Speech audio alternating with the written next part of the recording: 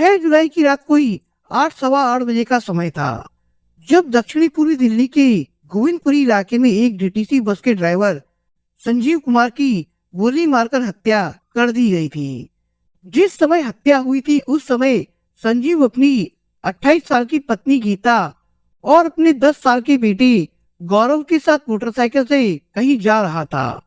Deepali school के पास संजीव पहुंचा ही था कि उसकी चलती बाइक के बगल से एक अन्य बाइक पर 2 सवार निकले थे और उन्होंने संजीव की बाइक ओवरटेक करते हुए उसे गोली मार दी। गोली लगते ही संजीव एक और गिर गया और उसके साथ बाइक पर बैठी उसकी पत्नी और बेटा भी गिर गए। गीता बाइक से गिरते ही बेहोश हो गई थी। जब उसे होश आया तो उसने देखा कि उसका पति घायल अवस्था में एक और पड़ा है और उनके चारों तरफ भारी भीड़ जुटी है।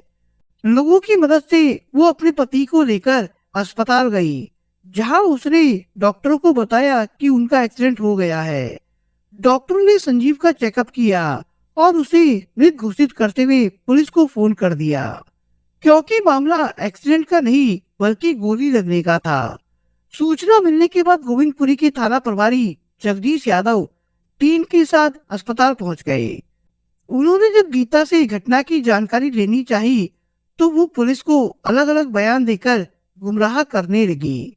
कभी कहती कि एक्सीडेंट हुआ है तो कभी कहती कि उसे कुछ पता नहीं, वो तो बेहोश हो गई थी, और कभी कहती कि कालकाजी बस डिपो के कुछ लोगों से संजीव की दुश्मनी थी, उन्होंने उसे गोली मारी है। इस दौरान गीता के चेहरे पर पति को खोने का वैसा गम किसी को नजर नहीं आया जो अक्सर ऐसे मौकों पर दिखता है। जब उससे सख्ती से पूछताछ हुई तो उसका झूठ ज्यादा देर तक पुलिस के सामने टिक नहीं पाया। उत्तर प्रदेश के बुलंदशहर के पास सिकंदराबाद अंतर्गत आने वाले एक गांव बिलसुरी निवासी संजीव कुमार के माता पिता अपने 3 बेटों और एक बेटी के साथ दिल्ली के गोविंदपुरी इलाके में आकर रहने लगे थे। उन्होंने अपने बच्चों को यहीं के सरकारी स्कूल में पढ़ाया लिखाया था। बीच बीच में वो गांव भी चले जाते थे। बच्चों के जवान होने पर उन्होंने सभी की शादियां कर दी और सभी ने इसी इलाके में अलग अलग अपनी गृहस्थी बना ली। इसके बाद माता पिता गांव लौट गए और वो खेती किसानी देखने लगे। संजीव कुमार शुरू से ही परिवार से अलग रहा करता था। दबंग टाइप के संजीव की अपने भाइयों से और माता पिता से ज्यादा बनती नहीं थी। संजीव ने जब अपने दम पर डीटीसी बस की सरकारी नौकरी पाली तो उसके हौसले और बुलंद हो गए। कुछ ही साल में वो अपनी दादागिरी और नेतागिरी की बदौलत डीटीसी कर्मचारी यूनियन का नेता भी बन गया। सरकारी तनख्वाह के अलावा वो कई अन्य गैरकानूनी तरीकों से भी पैसे कमाने लगा और कई जमीनों पर उसने अवैध कब्जे कर लिए, जिन्हें बाद में सरकारी कर्मचारियों के साथ मिलकर उसने अपने नाम पर लिखवा लिया। इसी बीच घर वालों ने बुलंदशहर में अपने गांव के पास के एक परिवार की लड़की से उसका रिश्ता तय कर दिया। लड़की का नाम था गीता। गीता की माँ अपने पति को छोड़कर अपने बच्चों के साथ दिल्ली में आ बसी थी। यहाँ उसे एनडीएमसी में सफाई कर्मी के रूप में काम मिल गया तो गृहस्थी की गाड़ी आराम से चलने लगी। गीता की शादी संजीव से तय हुई तो दोनों के ही परिजन खुश थे, मगर इस रिश्ते में खुशी ज्यादा दिनों तक टिक नहीं पाई। दरअसल संजीव शुरू से ही इधर उधर मुंह मारने का आदी था। शादी के बाद भी उसने पत्नी के अलावा कई औरतों से शारीरिक संबंध बना रखे थे, जिसे लेकर गीता और संजीव में आए दिन झगड़े होने लगे। इस बीच संजीव से गीता को 2 बच्चे हुए, बेटा ललित और बेटी कोमल। घर में आए दिन माँ बाप के बीच होने वाली मारपीट गाली गलौज के बीच दोनों बच्चे बड़े होने लगे। पति के अत्याचार से तंग आकर गीता कभी कभी बच्चों को लेकर अपनी माँ के पास चली जाती थी। संजीव ने सरकारी नौकरी करते हुए गोविंदपुरी इलाके में 200 गज का एक प्लॉट, 2 मकान, डीडीए का 1 मकान, नोएडा के परी चौक जैसे एरिया में 1 प्लॉट और एक अन्य मकान छोटी सी अवधि में बना लिए थे। उसके पास इतना पैसा कहां से आ रहा था ये कोई नहीं जानता। यही नहीं, संजीव ने अपने गांव में अपने बूढ़े और कम पढ़े लिखे पिता पर दबाव डालकर और झूठ बोलकर फर्जी तरीके से भाइयों के हिस्से की जमीन भी अपने नाम लिखवा ली थी, जिसका पता चलने पर पिता ने उसे अपनी सभी संपत्तियों से बेदखल कर दिया था। जिसके बाद माता पिता से संजीव के रिश्ते पूरी तरह से खत्म हो गए थे। बस एक उसकी पत्नी गीता थी जो तमाम उत्पीड़न और हिंसा सहते हुए भी संजीव के भाइयों के परिवार से नाता रिश्ता जोड़े हुए थी। मगर एक दिन जब संजीव अपने से आधी उम्र की लड़की नजमा को अपनी दूसरी पत्नी बनाकर घर ले आया, तो गीता की बर्दाश्त करने की हद समाप्त हो गई। वो अपने दोनों बच्चों को लेकर हमेशा के लिए अपनी माँ के घर चली गई। उसकी माँ ने जोड़ जुगाड़ करके बेटी की नौकरी बतौर सफाई कर्मचारी एनडीएमसी में लगवा दी। तो गीता के लिए जीवन के रास्ते कुछ आसान हो गए। वो अकेले ही अपने दोनों बच्चों को पालने लगी। जब चार पैसे आने लगे तो उसने दक्षिणपुरी इलाके में एक मकान किराए पर ले लिया और बच्चों के साथ उसमें शिफ्ट हो गई। इधर नजमा से संजीव की शादी की कहानी भी गजब की थी। नजमा झारखंड के गोड्डा की रहने वाली थी। नजमा के भाई काम की आस में कभी कभी दिल्ली आया करते थे और यहाँ भी संजीव के मकान में किराएदार के रूप में ठहरते थे। एक आध बार नजमा भी अपने भाइयों के साथ दिल्ली आई। जब संजीव की नजर कमसी नजमा पर पड़ी तो उसकी कामुक चाहते फड़फड़ाने लगी। योजना के अनुसार उसने नजमा के भाइयों से नजदीकियां बढ़ाई। फिर उसकी नजमा से भी बातचीत शुरू हो गई। संजीव ने नजमा के भाइयों से कहा कि वो उनकी बहन के लिए एक अच्छा रिश्ता देखेगा और उसकी शादी करवा देगा। इस तरह संजीव ने उनके दिल में अपनी जगह बना ली। मौका मिलने पर संजीव एक दिन एक लड़के को साथ लेकर नजमा के गांव पहुंचा और उस लड़के से नजमा के निकाह की बात कहकर वो नजमा को अपने साथ दिल्ली ले आया। यहाँ आकर उसने नजमा को अपने घर में रख लिया और अपनी लच्छेदार मीठी मीठी बातों में फंसाकर उसे अपने साथ शादी करने के लिए राजी कर लिया और एक मंदिर में शादी कर ली। उधर संजीव की पत्नी गीता ने तूफान खड़ा कर दिया। दोनों के बीच जमकर लड़ाई झगड़ा हुआ। शादी के बाद उसने नजमा का नाम गीता रख दिया।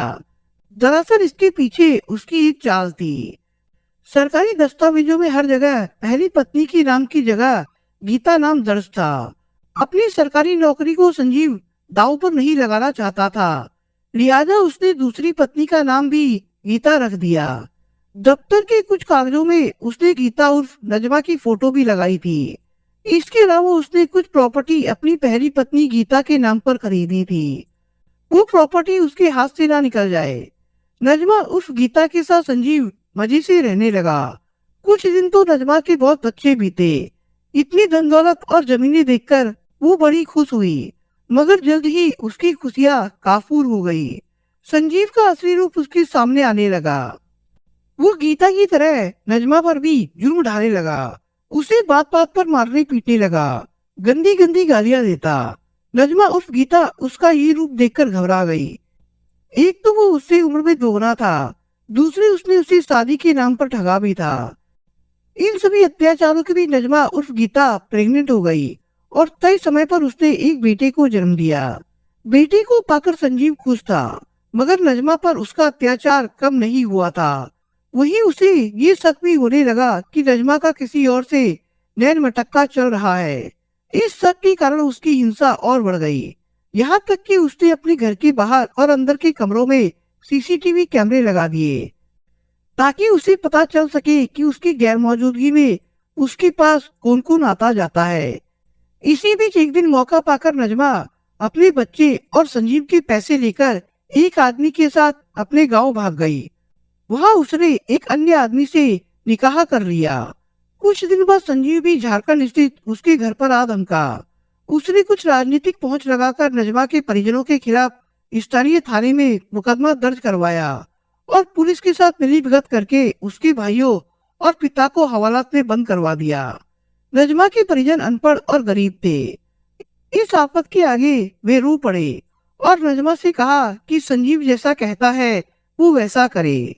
संजीव ने नजमा को धमकी दी कि अगर वो बच्चे के साथ वापस दिल्ली नहीं चली तो उसके भाइयों और पिता को कभी जेल से बाहर नहीं आने देगा। नजमा मजबूर हो गई और उस आदमी को छोड़कर संजीव के साथ वापस दिल्ली आ गई। नजमा जब अपने गांव में थी उसी दौरान संजीव की पहली पत्नी गीता की बेटी कोमल को टीबी की बीमारी हो गई। गीता ने संजीव से इस बारे में बताया और बेटी का इलाज करवाने को कहा। संजीव ने उससे कहा कि वो इलाज तो करा देगा, लेकिन एक शर्त यह है कि वो उससे मिलने उसके दूसरे घर में आया करेगी और उसे नजमा के साथ उसके रिश्ते पर कोई ऐतराज नहीं होगा। बेटी की खातिर गीता ने संजीव की सारी शर्तें मान ली। संजीव ने अपनी बेटी कोमल को इलाज के लिए अस्पताल में भर्ती करवा दिया। कोमल के इलाज के बहाने उसने अपने दफ्तर से 7 लाख रुपए भी लिए। अब जब गीता संजीव से मिलने आने लगी तो नतीजा ये हुआ कि वो एक बार फिर गर्भवती हो गई। इस बीच संजीव नजमा के गांव जाकर उसे और अपने बेटे गौरव को भी वापस ले आया। इस तरह अब संजीव के दोनों हाथों में लड्डू थे। समय के साथ गीता तीसरे बच्चे की मां बनी। उसे एक बेटी पैदा हुई जिसकी उम्र फिलहाल 11 साल है। नजमा अक्सर संजीव के साथ अस्पताल में कोमल को देखने जाती थी। वहां उसकी मुलाकात गीता से होती थी। दोनों वहां काफी देर अकेले में रहती थी तो दोनों के बीच बातचीत भी होने लगी। एक दिन नजमा ने अपना दुख गीता के आगे कह दिया।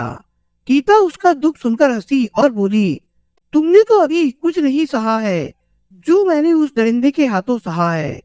धीरे धीरे गीता और नजमा अपने अपने दुख दर्द आपस में बांटने लगी और उनकी मंडली में संजीव की बेटी कोमल भी शामिल हो गई। कोमल अब धीरे धीरे स्वस्थ हो रही थी। इसी बीच कोरोना काल शुरू हो गया जिससे संजीव का काम लगभग बंद हो गया और वो ज्यादातर समय घर में ही रहने लगा। बीते 3 साल तो नजमा के लिए नरक बन गए क्योंकि घर में रहने के दौरान संजीव का अत्याचार बहुत बढ़ गया था। नजमा उसके सामने डर के मारे भीगी बिल्ली बनी रहती थी। यही नहीं, संजीव दूसरी औरतों के साथ भी शारीरिक संबंध रखता था। ये बातें भी नजमा को पता चली तो वो डरने लगी कि कहीं संजीव किसी तीसरी से शादी करके उसे घर पर ना ले आए। एक दिन नजमा ने अपना ये डर गीता के सामने रखा। गीता ने कहा, ये हो सकता है कि जैसे वो मुझे हटाकर तुझे ले आया तो आगे तुझे हटाकर तीसरी को ले आए। उसके पास ना तो पैसे की कमी है और ना घर की। संजीव की हरकतों और प्रताड़नाओं से तंग आकर लगभग 3 साल पहले गीता और नजमा ने संजीव की हत्या का प्लान बनाया जिसमें गीता की बेटी कोमल भी शामिल थी। गीता और कोमल का सहारा पाकर नजमा में कुछ हिम्मत आई। गीता ने नजमा से कहा, अगर दोनों की जिंदगी से संजीव नाम का कांटा निकल जाए तो कानूनन उसकी बीवी होने के नाते उसकी सारी संपत्ति पर मेरा हक हो जाएगा। फिर उसमें से मैं आधी संपत्ति तुम्हारे नाम कर दूंगी। नजमा इस आश्वासन पर खुश हो गई। अब तीनों मिलकर संजीव की हत्या की साजिश रचने लगी थी। हत्या करवाने का जिम्मा नजमा ने अपने सिर लिया। उसने कोमल के फोन से अपने घर के लोगों से बातचीत शुरू की और उन्हें अपनी आपबीती सुनाई। संजीव की हत्या की सुपारी नजमा ने अपनी बुआ के लड़के इकबाल को दी। 42 साल का इकबाल झारखंड के गोड्डा में रहता था। नजमा ने उससे कहा कि संजीव की हत्या के बदले में वो उसे पूरे 15 लाख रुपए देगी। 15 लाख का लालच बहुत बड़ा था मगर इकबाल खुद ये काम नहीं करना चाहता था। वो इसके लिए किसी सुपारी किलर की तलाश में जुट गया। जल्द ही उसने अपने दोस्त और शूटर नयूम अंसारी को इस काम के लिए राजी कर लिया।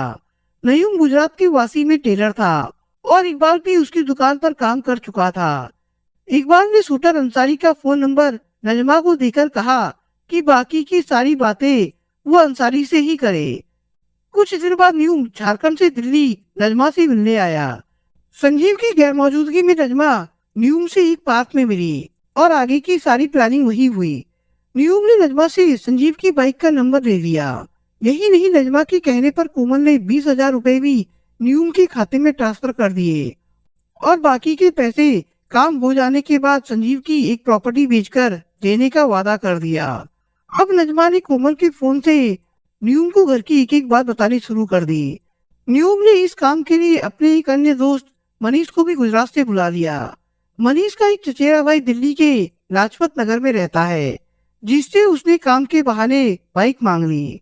प्लानिंग पक्की थी। 6 जुलाई की रात 8:30 बजे जब संजीव नजमा और अपने 10 साल के बेटे को साथ लेकर बाइक से चक्की पर गेहूं पिसवाने के लिए निकला तो नजमा ने निकलने से पहले अपने पास छिपा कर रखे गए कोमल के फोन से ये जानकारी तुरंत न्यूम को दे दी। जैसे ही नजमा का इशारा मिला दोनों हत्यारे तमंचा लोड करके शिकार का पीछा करने लगे।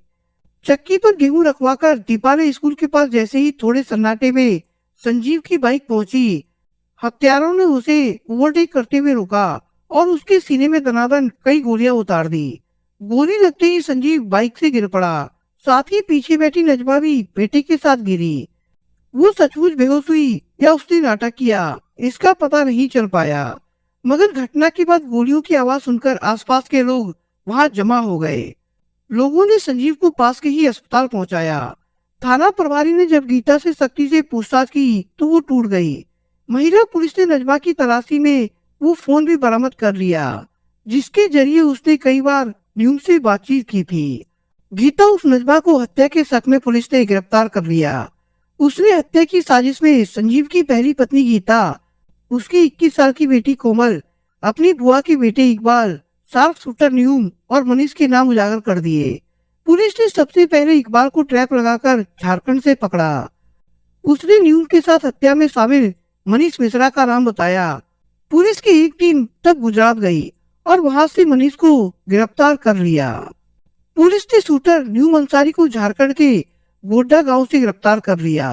न्यूम को झारखंड की अदालत से ट्रांजिट रिमांड पर लेकर दिल्ली लाया गया। आरोपियों के पास से 3 जिंदा कारतूस के साथ .315 बोर का तमंचा और बाइक बरामद की गई। कोमल के पास से हत्या के लिए इस्तेमाल किए गए 3 मोबाइल फोन भी पुलिस ने बरामद कर लिए हैं। कोमल सहित सभी आरोपियों को पुलिस ने हत्या के आरोप में जेल भेज दिया है। गीता और नजमा के 3 बच्चे अब अपने चाचा विमल कुमार के साथ रह रहे हैं। दोस्तों, आप अगर चैनल पर नए हो तो आप चैनल को सब्सक्राइब करने के साथ कमेंट बॉक्स में इस कहानी के बारे में अपने विचार जरूर लिखिएगा। मिलता हूँ एक नई कहानी के साथ, तब तक के लिए अपना ख्याल रखिएगा। धन्यवाद।